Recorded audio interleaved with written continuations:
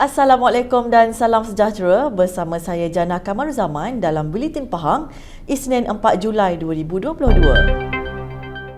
Sebanyak 150 juta ringgit diperuntukkan bagi menyelesaikan isu bekalan air di Temeloh, khususnya di Lancang, Kuala Semantan, Mentakap, Kuala Kerau dan Jendera. Yang Amat Berhormat Menteri Besar Pahang Datuk Seri Haji Warusdi Wan Ismail berkata, manakala sebanyak 68.1 juta ringgit diperuntukkan bagi penyelesaian isu bekalan air di Bilut, Ketari dan Sabai. Katanya lagi, sebagai langkah pencegahan, pihak PAIP juga akan secara berterusan mencari punca awal bagi mengelakkan timbul masalah bekalan air pada masa hadapan. Beliau berkata demikian dalam satu hantaran di Facebooknya selepas mempengerusikan mesyuarat bersama pengurusan air Pahang Berhad PAIP dan Kepegawaian PAIP Daerah Temeloh serta Bentong yang memfokuskan langkah-langkah penambah baik segala permasalahan berkaitan bekalan air di dua daerah tersebut.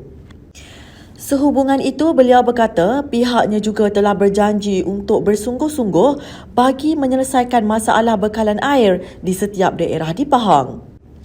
Kerajaan Pahang juga akan berusaha sehabis baik bagi menyelesaikan segera segala isu dan permasalahan berkaitan bekalan air di negeri ini demi manfaat rakyat Pahang secara keseluruhannya.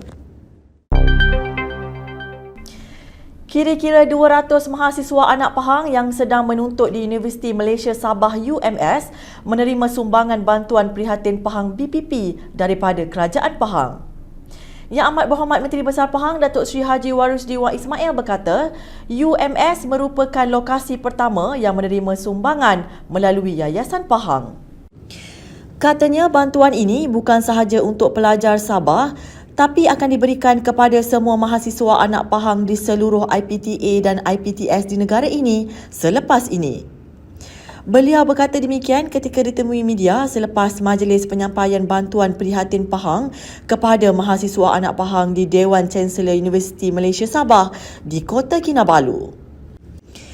Turut hadir naik Chancellor USM Profesor Datuk CHMTS Dr. Taufik Yap Yun Hin, Yang Berhormat Penasihat Undang-Undang Negeri Pahang Datuk Seri Syamsul Bahari Ibrahim, Yang Berhormat Pegawai Keuangan Negeri Pahang Datuk Indra Nazri Abu Bakar dan Pengerusi Jawatan Kuasa Hal Ehwal Agama Islam dan Pendidikan Negeri Pahang Yang Berhormat Datuk Seri Syed Ibrahim Syed Ahmad.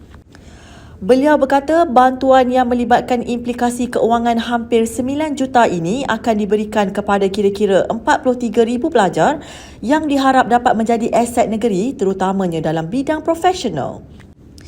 Beliau dalam majlis sama turut memberikan sumbangan sebanyak RM10,000 kepada program Food Bank pelajar USM. Kerajaan Pahang telah memperuntukkan sebanyak RM29.91 juta bagi bantuan prihatin Pahang BPP 2022 yang disalurkan kepada rakyat melibatkan 4 kluster utama.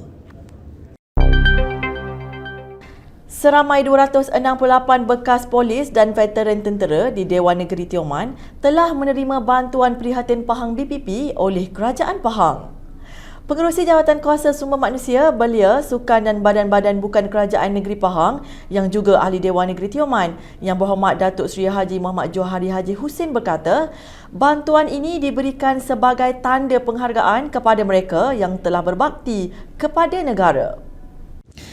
Katanya bantuan one-off sebanyak RM200 bagi setiap penerima ini melibatkan penerima seramai 67 orang bekas pesara polis dan 201 orang veteran tentera. Majlis Penyampaian Bantuan Prihatin Pahang 2022 Fasa 2 peringkat daerah Rompin kluster veteran tentera dan bekas polis telah diadakan di Dewan Jubli Perak Sultan Haji Ahmad Shah di Rompin. Sebanyak 1,100 orang penerima di seluruh Rompin layak menerima bantuan prihatin Pahang 2022 kluster apresiasi melibatkan nelayan 627, ibu tunggal 338, penjaja 130 dan pemandu teksi 5 penerima.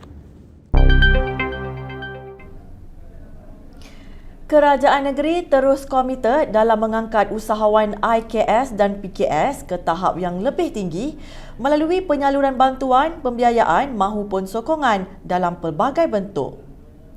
Pengerusi Jawatan Kuasa Hal Ehwal Felda, Koperasi Usahawan dan Hal Ehwal Pengguna Negeri Pahang Yang Berhormat Datuk Haji Nazringah berkata, ia termasuk penganjuran Karnival Hari Usahawan Negeri Pahang yang diadakan selama 3 hari di Serambi Teruntum sejak Jumaat lalu. Itu pun kerajaan negeri bersama dengan agensi terlibat membutuhkan RM250,000 untuk bantu usahawan-usahawan kita kumpul semua usahawan yang bernasib baik, yang cepat.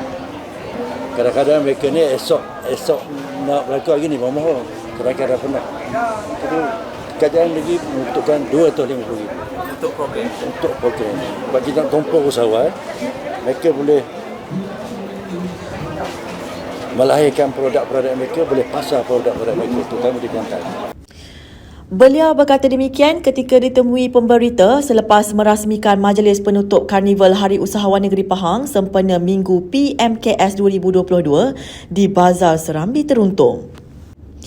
Dalam pada itu, beliau turut menjelaskan bahawa pihaknya menerima 1,100 permohonan bagi dana skim pembiayaan Kerajaan Usahawan Mikro Pahang iPush dan kini berada di peringkat temuduga dan pemilihan.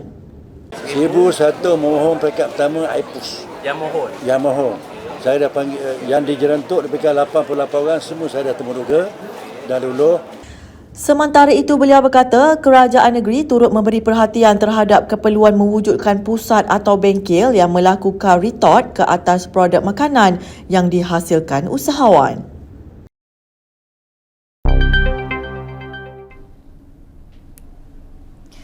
Laluan Jalan Pos Betau ke Lembah Bertam yang menghubungkan antara Pekan Riglet dan Sungai Koyan yang ditutup kepada semua kenderaan akan dibuka semula pada 7 Julai ini. Menurut kenyataan yang dikeluarkan oleh Jabatan Kerja Raya JKR Cameron Highlands, laluan tersebut hanya boleh dilalui oleh kenderaan ringan di bawah 5 tan sahaja. Laluan FT102 Seksyen 18.650 ke 19.650 tersebut akan dibuka bermula 8 pagi Khamis ini dengan ia melibatkan satu laluan saja, memandangkan kerja-kerja pembaikan kekal sedang dilaksanakan di sebelah laluan yang ditutup.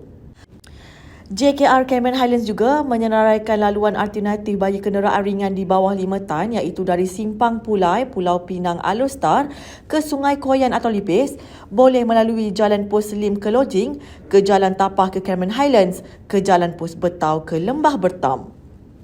Manakala dari Tapah atau Kuala Lumpur atau Bentong ke Sungai Koyan atau Lipis, boleh melalui Jalan Tapah ke Cameron Highlands, ke Jalan Pos Betau ke Lembah Bertam.